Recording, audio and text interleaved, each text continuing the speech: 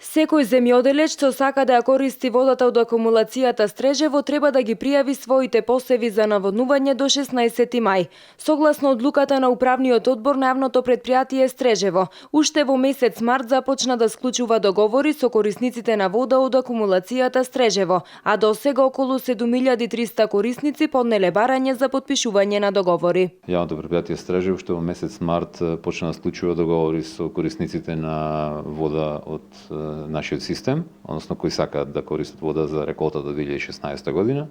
И тоа го направивме со цел да излеземе на бројни барања од земјоделци кои сакаат да аплицираат на националната програма за субвенционирање на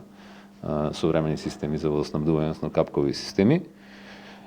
И како се наближува крајниот рок, односно 16 мај, така сакаме и да апелираме, земајќи предвид менталитетот на нашиот човек кој што користи минутата 12 да дојде тука и да направи гужва и непотребни нервози.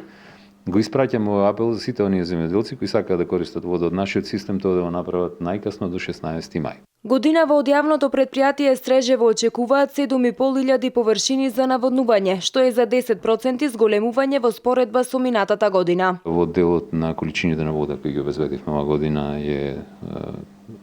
како и прошла година ситуацијата позитивна, односно